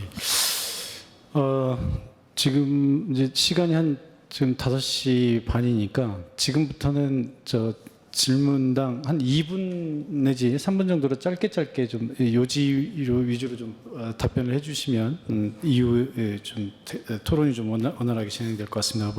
민정훈 교수님은 지금 그 우리 노 대사님 말씀하신 내용과 관련해서 트럼프 대통령이 나서면 제재 해제가 가능할까요? 지금 한편으로는 또 이란 사태를 보니까 제가 옛날에 트럼프 대통령 처음 당선됐을 때 SBS인가 어디 그 토론에 나가서 그랬어요. 트럼프가 당선됐기 때문에 정말 더 잘 될 수도 있다 제가 그랬거든요. 진짜로. 그 증거 영상이 있어요. 트럼프가 그런 걸 좀 과시하고 또 왜 그런 거 있잖아요. 남자들은 싸워놓고 그 다음에 야 화해하자 그러면서 술 먹고 그래도 더 친한 친구가 되는 경우도 있어요. 트럼프는 전형적으로 그런 사람이라고 봤는데 정말로 그때 하노이 회담, 싱가포르 회담이 있었던 거예요. 트럼프가. 그래서 이란도 저는 그런 측면에서 바라봐요. 지금 트럼프 대통령은 오히려 이란이 화끈하게만 나와주면 정말 그래 내가 화끈하게 밀어주겠다 친미국가 해 그럼 다 돼 이런 생각을 갖고 있을 거라고 보거든요. 근데 이란이 그걸 못 받아주는 거죠. 판을 한번 흔들어야 되나요? 어떻게 해야 되나? 판을 오히려 지금처럼 이렇게 하지 말고 다시 또 한번 전쟁한다 막 이러면서 막 판을 흔들어야 되나? 그래야 대화가 되나? 하여간 트럼프 대통령이 대화는 할 것 같은지 하게 되면 제재 해제 이거 화끈하게 갖고 나오는 건지 그게 궁금해요. 그걸 알면 참 되게 돈을 잘 벌 텐데요. 쉽진 않아 보이는데요. 근데 지금 말씀해 주신 것처럼 이란 문제 접근하는 거 보면 일기 때는 하고 싶어도 못했던 것 같아요. 그리고 자서전이나 이런 거 다 읽어보면 그래도 북한 문제에 관련돼서 뭔가 변화를 원했던 미국 측 인사는 가장 원했던 사람은 트럼프 자신이다. 이런 얘기에 대해서 저도 공감을 많이 하고 있고 일기 때는 워낙 우군이 없기 때문에 못했는데 지금은 할 수 있다고 생각해요. 행정부에도 반기를 드는 사람이 없고 입법부에도 그렇게 반기 드는 사람 없고 그리고 워싱턴의 분위기도 그때는 2018년, 19년에는 no deal is better than small deal 이랬는데 지금은 any deal is better than no deal, nothing 이런 분위기는 있으니까 군축이나 암스 컨트롤이든지 현실적 그 통제라든지 이런 어떤 용어를 쓰더라도 그건 가능하다고 생각을 합니다. 그렇지만 우리가 목적과 수단은 구분할 필요가 있다. 우리도 그 임기가 있는 대통령제를 하고 있기 때문에 미국도 마찬가지고요.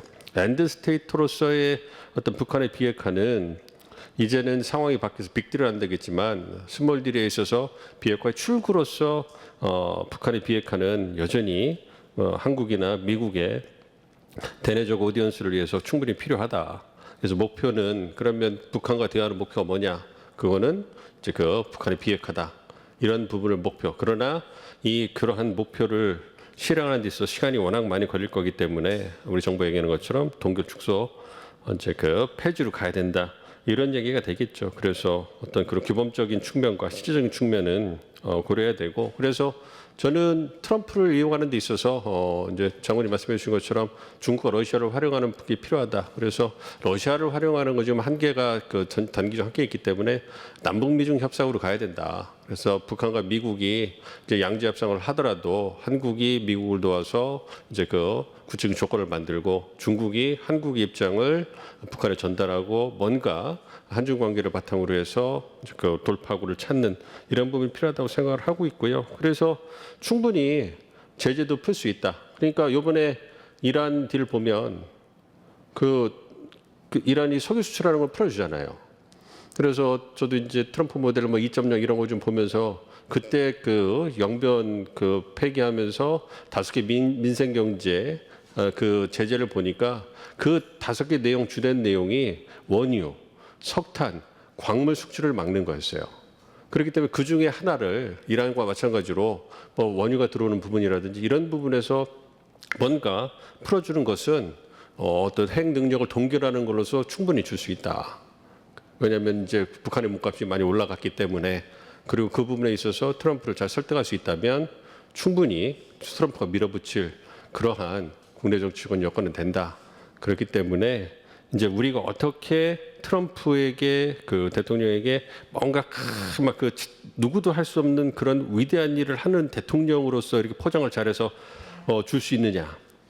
그래서 트럼프가 그거를 받아서 야 나만이 할 수 있는 나니까 할 수 있는 어떤 승부사로서의 그거를 자극하는 그걸 어떻게 잘 만들어줄 수 있느냐. 그게 잘 되면 저는 충분히 제재도 풀 수 있다 생각하고 있습니다. 우리 이정주 실장님 하실 수 있어요? 트럼프를 자 트럼프를 설득할 미국을 설득할 어떤 그 우리 통일부의 방안이 있나요? 네. 하나 또 두 가지 질문을 다 드릴게요. 하고 아까 이제 뭐 그 북한이 통일이라는 단어를 체제 전복으로 이해를 한다고 말씀드렸는데 그러면 결국 통일부에서는 뭔가 해야 되잖아요. 네. 그러면 통일이라는 단어를 빼고 북한과 얘기를 해야 되는데 그러면 부처 이름을 통일부가 아닌 다른 부로 바꿀 생각이 있습니까? 네, 일단 정말 어려운 질문을 주셨는데요. 뭐 첫 번째 질문부터 저도 아까 민 교수님 말씀하신 것처럼 그 문제의 답을 알았으면 좋겠습니다. 뭐 정부가 계속해서 페이스메이커라는 얘기를 해왔고 페이스메이커의 역할 중에 하나는 피스메이커가 움직이도록 만드는 데 있다고 생각을 합니다. 트럼프도 변화에 대한 의지가 있고 이란 다음에는 북한이다라는 많은 기대들이 있는 것도 사실입니다. 그런데 지금 우리와의 대화뿐만 아니라 미국과의 대화에서도 북한이 이제 적극적으로 호응을 하지는 않고 있는 상황이어서 트럼프 대통령이 북한에 대해 대화와 관여의 손길을 다시 좀 내뻗도록 만드는 것 그리고 북한이 거기에 호응하도록 만드는 그런 이제 여건을 조성하는 게 페이스메이커로서 우리가 해야 될 역할이라고 생각을 하는데요. 통일부로서는 사실 굉장히 다양한 방안들을 많이 한번 찾아보고 있습니다. 어떻게 하면 북한과 미국의 이런 수요를 서로 만나게 할 수 있을지 여러 가지 조합의 대안들도 찾아보고 방안들도 고민을 하고 있고요. 그런 것들을 가지고 우리 외교부를 포함한 여러 부서들과 협의하면서 한번 이런 걸로 북한도 설득해보고 이런 걸로 미국도 설득해보고 조 장관님 말씀하신 대로 중국이나 러시아도 설득해보자 또는 다른 나라들의 좀 협력과 지지도 얻어보자 이런 것들을 뭐 계속 해나가고 있다 이렇게 말씀을 드리고 싶고요. 두 번째 이제 통일을 얘기하지 않는 통일부, 통일부의 이름을 바꿔야 되는 게 아니냐 이런 말씀도 주셨습니다. 근데 그래야 되는 것이 아니냐라는 이런 일각의 주장도 있다 이런 말씀을 하셨는데 저는 아까 노 대사님 말씀하신 것처럼 통일에 대한 지향성 그리고 통일이 우리가 가지고 있는 궁극적인 목표, 장기적인 목표가 돼야 된다라는 것은 확고하게 견지해 나가야 된다고 생각을 하고 있습니다. 이게 우리 헌법이 부여하고 있는 책무이기도 하고요. 그래서 통일이라는 지향성은 계속해서 가지고 가야 된다. 그런 차원에서 이제 통일부는 통일부다라고 말씀을 드리고 싶고요. 다만 이제 노 대사님도 말씀하셨고 우리 그 회장님도 말씀하신 것처럼 어떤 통일을 어떤 경로로 어떤 전략을 가지고 추구할 것이냐에 대해서는 좀 더 근본적인 재검토 그리고 여기에 대한 충분한 사회적인 논의가 좀 시작될 필요가 있다라고 생각을 하고 있습니다. 아까 모두에 말씀드렸던 우리 정부의 공식적인 통일 방안인 민족공동체 통일 방안은 89년에 처음 나왔습니다. 94년에 한번 이제 수정 보완이 됐었는데요. 뭐 벌써 30년 이상이 지났고요. 지금의 이제 변화된 환경에서 이 민족공동체 통일 방안의 여러 전제들 그리고 경로와 전략 등이 지금 시점에서도 가장 유효한지에 대해서는 많은 논의와 검토가 필요한 때가 되었다고 생각을 하고 있습니다. 그렇기 때문에 이재명 정부의 국정과제 중에 하나가 민족공동체 통일 방안의 발전 방안을 만드는 겁니다. 이 발전 방안을 만들어 보려고 통일부는 이제 올해 먼저 전문가 대화를 시작을 했고요. 전문가 인식 조사를 시작으로 이 문제에 대해서 이제 다양한 사회적 대화 이런 것들도 한번 시작을 해보려고 합니다. 그래서 민족공동체 통일 방안을 어떻게 발전시킬 수 있을지에 대한 공론을 좀 모아보자라는 생각을 가지고 있습니다. 그리고 이걸 해나가는 과정에서 중요한 것 중에 하나는 우리가 어떤 담론과 언어로 통일을 말할 것인가에도 있다고 생각을 합니다. 아까도 말씀드린 대로 지금 이제 북한이 우리가 통일을 말하는 것 자체를 북한에 대한 뭐 체제의 위협, 그리고 흡수통일 시도 이런 것으로 인식하고 있는 흐름이 분명히 있습니다. 북한 스스로도 그런 이야기를 계속 하고 있고요. 그렇다면 통일이 공세적인 압박 수단이 아니라 북한에 대한 공세적인 압박 수단이 아니라 남북이 평화적으로 협력할 수 있는 어떤 협력의 의제가 될 수 있는 방법으로 통일에 대한 담론과 언어를 구성할 필요 또한 저는 있다고 생각을 합니다. 저희가 얘기했던 첫 단계인 화해 협력이 지금 가동되고 있지 않은 상황인데 이 화해 협력이 가동되고 있지 않은 데에는 화해 협력을 위해서 대화하고 협력하는 모든 것들이 나의 체제에 대한 위협이야 라는 북한의 불신 그리고 위협 인식이 깔려 있습니다. 그러면 남북이 교류하고 대화하고 또는 협력하는 방식들이 북한의 체제의 위협으로 인식하지 않을 수 있는 다른 모델들을 만들어가기 위한 노력들도 필요할 수 있고요. 화해 협력이 시작될 수 있도록 하는 초기에 평화공존의 최소값을 만드는 노력들도 이런 통일 방안, 통일 전략의 틀 안에서 논의될 수 있다고 생각합니다. 그리고 최종적인 단계로서의 통일 국가를 어떻게 구성할 것이냐. 이 부분을 훨씬 지금보다 더 유연하게 열어놓는 방식으로 여러 토의들이 이루어진다면 뭐 지금까지 생각해보지 않았던 새로운 통일에 대한 경로, 통일에 대한 어떤 미래상 이런 것들도 저는 충분히 가능하다고 생각을 합니다. 앞으로 이제 그런 논의들을 한번 모아 나가 보겠다라는 말씀을 드리고 싶습니다. 예, 제가 통일부 당국자한테 지금 카메라를 이렇게 찍고 있는데 이런 질문을 주셔서 굉장히 어쨌든 일단은 죄송했고요. 사실 근데 저는 여전히 그런 아니 이게 뭐 제가 반대하거나 뭐 이런 뜻이 아니라 그냥 질문자로서 계속 던지는 거예요. 그러니까 북한이 만약에 이제 이런 얘기를 듣는다면 여전히 통일하겠다는 거잖아. 그리고 특히 민족 공동체 통일 방안? 통일도 나왔는데 민족도 나와? 이거 뭐 얘기하기 싫다고 막 그럴 것 같고요. 좀 더 유연한 방식의 통일을 이제 열어놓겠다고 하셨는데 유연한 방식이 제가 볼 때는 제가 그래서 몇 가지 경우의 수를 따져봤어요.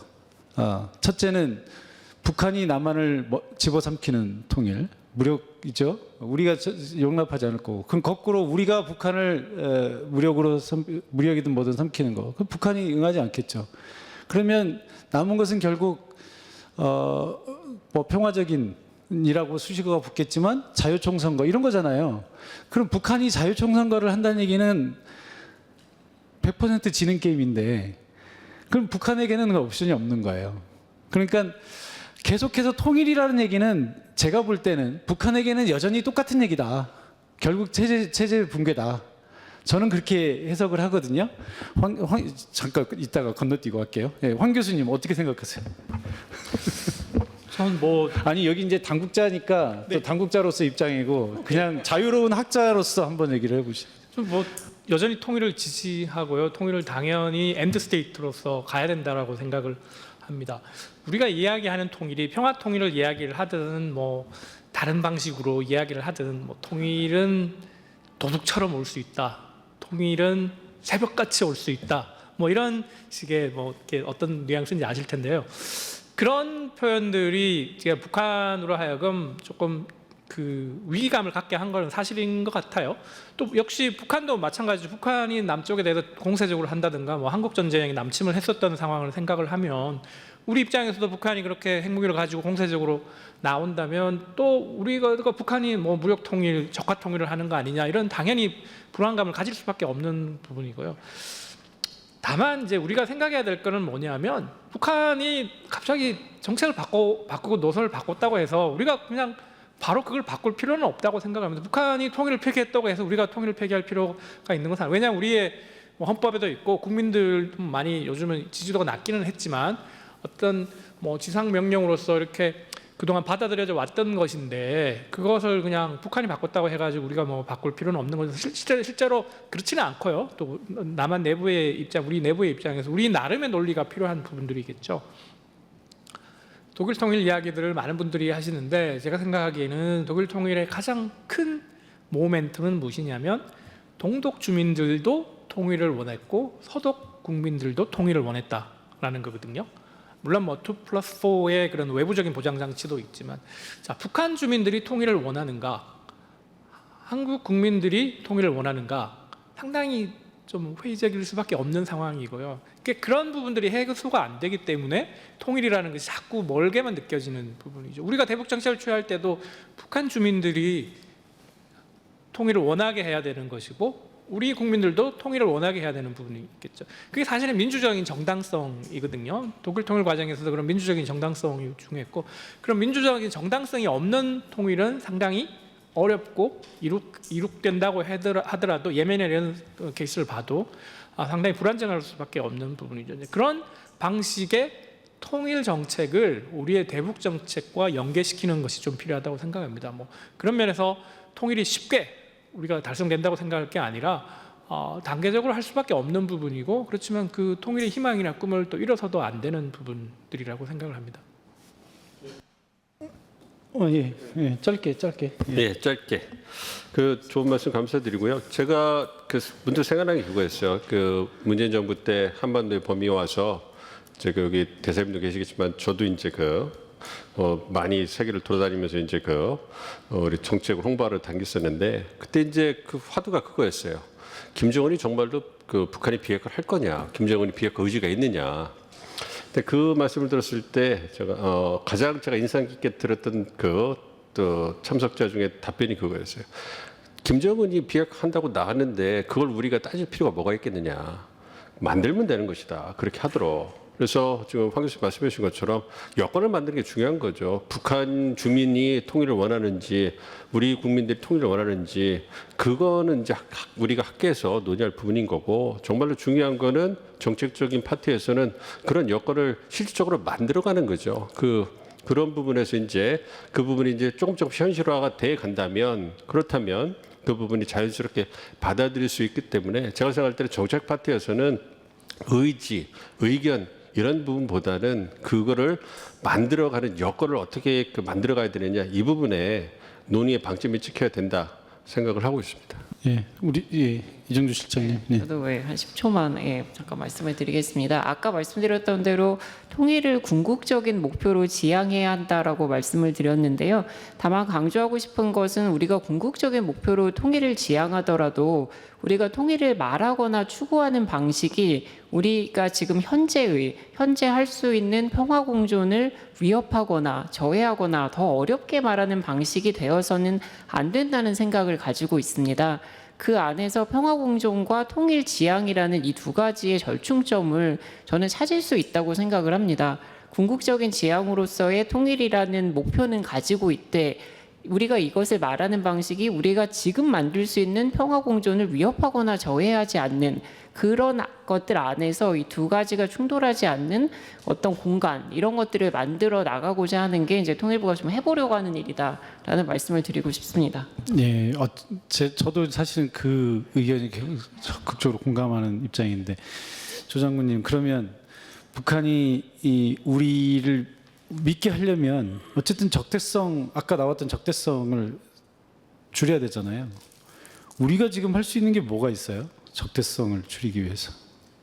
일단은 저 입장에서 보면, 그러니까 북한에 대해서 우리가 여태까지 해왔던 여러 가지, 그러니까 국방력이라는 게 뭐냐라고 하면 저는 이제 항상 그러니까 적이라는 것을 규정할 때 적은 의도를 갖고 있고 능력을 갖고 있고 행위를 하는 게 적입니다.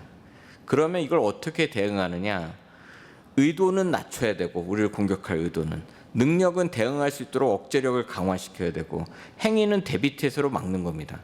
근데 우리가 의도를 낮추려고 9.1 군사합의를 만들고 남북 군사회담을 하고 통신선을 만드는 건데, 이것을 부정하는 사람들은 의도 얘기를 하고 있는데 자꾸 대비태세가 문제 있다고 생각을 하는 거죠.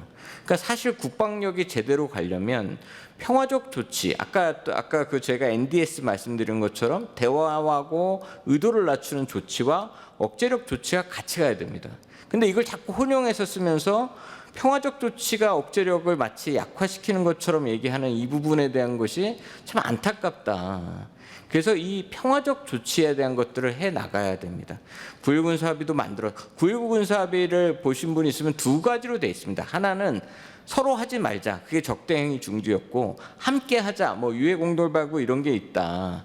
그래서 비례적 조치로, 그러니까 북한이 안 하는 것들을 우리가 선제적으로 같이 해나갈 수 있는 것들이 북한을 안 만나도 충분히 할 수 있는 부분들이 있다. 그래서 북한한테 우리가 우발적 무력 충돌을 일으킬 생각이 없다, 너희가 정확하게 명확하게 그 의도적이 아니라면 우리는 평화적으로 대할 거라는 것들을 말도 해야 되고 행동도 해야 되고 정책도 내야 된다. 그래야 북한이 인지를 합니다. 근데 그거를 계속 강한 메시지, 이 강한 메시지가 북한을 바꾼다고 생각하는 것이 굉장히 잘못됐다. 그리고 지금은 사실은 제가 이란 전쟁이 끝나면서 그 UAE하고 이스라엘이 뭉쳐지고 파키스탄과 사우디가 뭉쳐지고 그쪽에서 세력도 변하고, 러우 전쟁이 끝나면서 나토도 변할 겁니다. 한반도 구조도 또 변하고 있을 때 우리의 주도권을 어떻게 가져갈 것이냐, 이 문제를 지금 고민하고 지금 메시지를 내고 지금 정책을 해야 될 때다. 이게 제가 국민으로서 가장 두려운 게 뭐냐면, 2023년에 그 김정은이 적대적 두 국가를 내고 3년이 지났는데, 이러다가 정말 미래 세대가 됐을 때 이제 북한은 정말 적대적 국가로 남고, 우리 미래 세대의 인원들은 이 북한에 대한 담론자차 없어질 것 같은 생각이 들어서, 그렇게 멀어지지 않도록 하려면 지금 현재 우리가 너무 중요하다. 그런 얘기를 꼭 드리고 싶습니다. 이상입니다. 예, 시간은 1시간 반이 거의 다 흘러갔는데 답은 얘기가 정리가 되는 게 아니라 우리가 논의해야 될 게 더 많아진 것 같아요. 그래서 사회자로서 참 자괴감을 느끼는데, 이게 논의가 잘못됐다는 게 아니라 그만큼 많은 문제들이 이제 점점점 드러나고 있는 것 같아요. 제가 결론은 못 내리지만 몇 가지 이제 지적해야 될 것들을 얘기를 해보면, 제가 이제 가끔 그런 비유를 하거든요. 어떤 남자가 어떤 여자를 막 사랑했는데 여자가 싫다고, 다시는 이제 너랑 사귀지 않겠다고, 다시 연락도 하지 말라고 그랬는데 계속해서 결혼합시다, 나 결혼하게 만나주세요, 결혼합시다, 이러면 절대 안 만날 거 아니에요. 근데 이제 속으로 저기 결혼하고 싶은 마음이 있더라도, 결혼 얘기는 절대 안 할게요, 우리 일 때문에 만나는, 우리 사업 같이 하기로 했으니까 사업이나 합시다. 그래 만나다가 내가 그렇게 나쁜 사람 아니고 정말 의지할 만한 사람이고 인간성 좋은 사람이고 보여주면 언젠가는 결혼 얘기도 꺼낼 수 있는 거잖아요. 저는 통일 문제를 지금 그렇게 보고 있거든요. 그러니까 이제 아까 우리 실장님은 뭐 이제 좀 완곡하게 표현하셨지만, 우리가 정말 통일을 하려면 지금 북한의 태도는 통일 얘기를 안 꺼내야 만날 수 있고, 만나야 통일을 할 수 있는 상황이잖아요. 그러면 우리가 통일부라는 이름을 바꾸는 게 그렇게 잘못하는 건가? 라는 생각도 들고, 앞으로 그러니까 통일이라고 하는 우리의 이상은 우리 막 가슴 속에 다 가지고 있는 거죠. 그렇지만 이제부터는 통일 얘기 안 하기, 이게 그렇게 어려운 건가? 어렵겠죠. 그리고 이제 또 하나는 아까 우리 후속 세대 얘기 나왔는데, 정말 젊은 세대들은 우리 지금 이번에 뭐 투표 성향도 달라졌다 뭐 이런 얘기 많이 하잖아요. 정말 통일을 생각하지 않을 수도 있어요, 그 세대는. 그리고 우리가 일제시대에 대한 생각이 다르듯이 아니 우리가 임진왜란 얘기하나요? 뭐 그냥 역사로만 얘기하잖아요. 우리 젊은 애들은 뭐 통일 별로 진짜 관심 없을 수 있어요. 다른 민족이라고 다른 나라라고 진짜로 그렇게 생각할 수도 있는 건데 이런 문제들까지 우리가 다 고민할 수 있느냐. 그리고 이제 또 이런 얘기들을 할 때 결국 마지막에는 국민들을 설득해낼 수 있는, 제가 볼 때는 그게 제일 중요해요. 정부가 무슨 생각을 하든 국민들을 설득해야 정부가 그 정책을 추진할 수 있잖아요. 아무리 좋은 정책이라도 김대중 대통령처럼 햇빛 정책이라고 내놨더니 그것을 종북 좌파 빨갱이고 친북 정책이다, 나라를 북한에다 넘기려고 그런다, 이렇게 해버리면 아무것도 못하는 거잖아요. 그러니까 국민들을 설득할 수 있느냐, 이런 문제들이 사실 또 우리가 논의돼야 되는 게 아닌가 이렇게 생각이 되고요. 자 이제 제가 진짜 마지막으로 딱 1분씩밖에 못 드리는데 그 전에 우리 최재덕 교수님 죄송한데 딱 1분만 기회를 드릴게요. 그하고 우리 패널들 1분씩 마무리 발언하고 끝내겠습니다. 예. 중러 얘기를 많이 하신 것 같아요. 중러를 이용하자.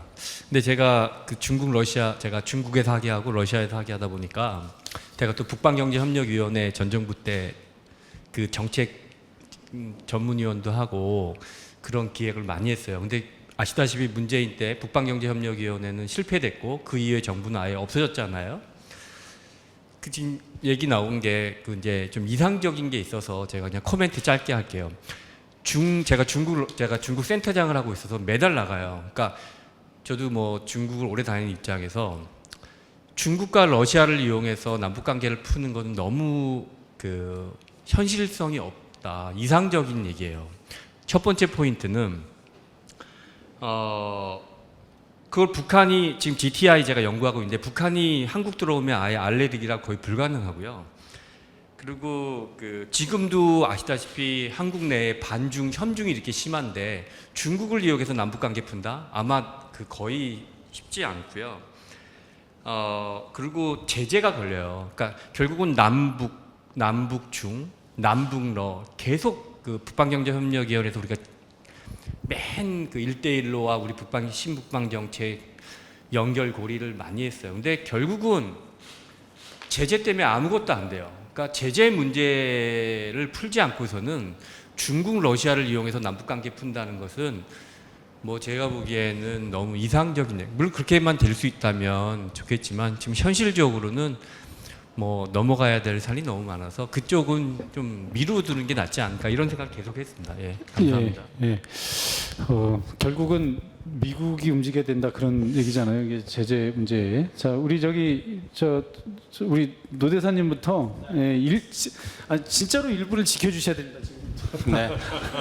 그냥 마무리 발언입니다. 네, 제가 모두에 미국이 답이다. 미국을 통해서 우리가 구멍을 뚫어야 된다. 이런 말씀 드렸는데 미국이 구멍을 뚫기 위해서는 미국이 북한의 관심사항에 대해서 응답할 수 있어야죠. 근데 우리는 통상적으로 제재 문제, 경제적 지원 문제 정도로만 생각을 합니다. 근데 9.19 하노이에서 노딜란 다음에 북한이 더 이상 우린 제재 얘기 안 하겠다. 진짜 중요한 게 안전을 담보받는 것이다. 이렇게 주장했거든요.